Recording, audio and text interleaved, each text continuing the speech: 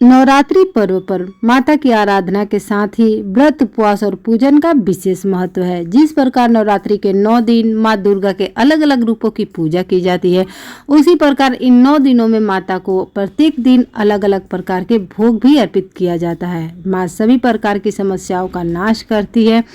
तो आइए हम जानते हैं कि आज कौन से दिन माता रानी का कौन सा भोग लगता है और इससे हमें क्या लाभ मिलता है, कौन कौन सी समस्याएं दूर होती हैं और किस दिन माता रानी को क्या प्रसाद चढ़ाने से माता रानी प्रसन्न होती हैं।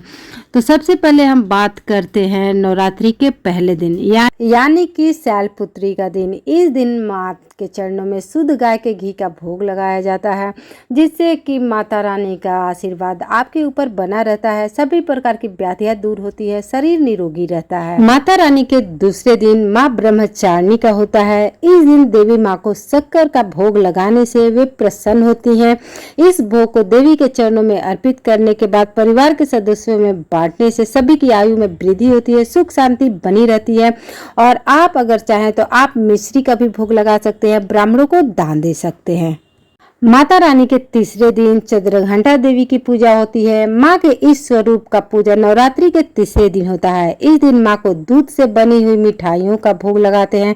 आप चाहें तो इसमें आप मखाने की जो खीर होती है उससे भोग लगा सकते हैं। आप ब्राह्मणों को भी दान दे सकते हैं। ये काफी शुभ माना जाता है। इससे दुखों की मुक्ति होती है, साथ ही साथ परम आनंद की प्राप्ति होती है। नवरात्रि के चौथे दिन माँ कुष्मांडा की पूजा होती है और माता रानी को मालपुए का भोग बहुत ही ज्यादा प्रिय है। इस दिन माता रानी को मालपुए का भोग लगाना चाहिए। ऐसा करने से वे प्रसन्न होती हैं और इस भोग को मंदिर के ब्राह्मणों को भी दान करना चाहिए। ऐसा करने से बुद्धि का विकास होने के साथ साथ निर्णय शक्ति भी बढ़ती है, घर में सुख शांति बनी रहती है, रोग आपके शरीर से दूर होते हैं और सभी प्रकार की व्याधियां नष्ट हो जाती हैं। इसलिए इस दिन माता रानी को मालपुए का भोग जरूर लगा।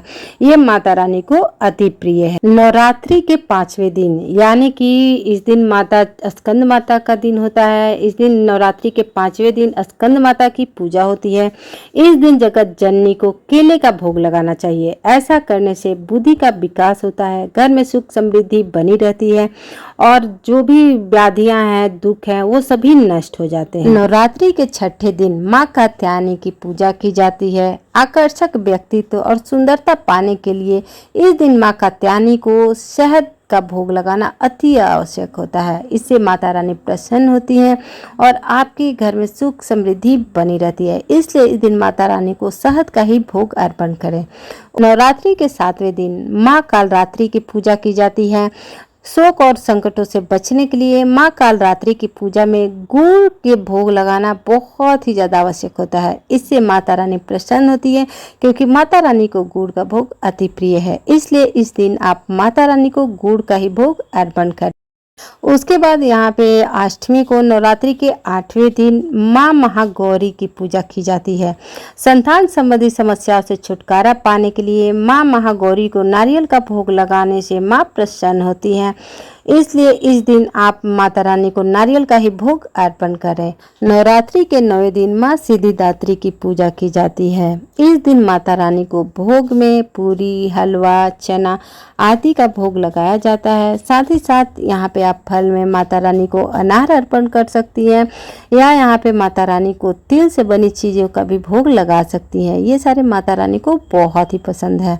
तो इस नवरात्रि में आप सभी इन सारे सामग्रियों से माता रानी के भोग लगाएं। इससे आपके घर में सुख समृद्धि बनी रहेगी। वीडियो पसंद आई होगी, लाइक शेयर कीजिएगा, मेरे चैनल को सब्सक्राइब कीजिएगा। तो इसी तरह आप सभी का नवरात्रि बहुत ही अच्छे से बीते। शुभ नवरात्रि।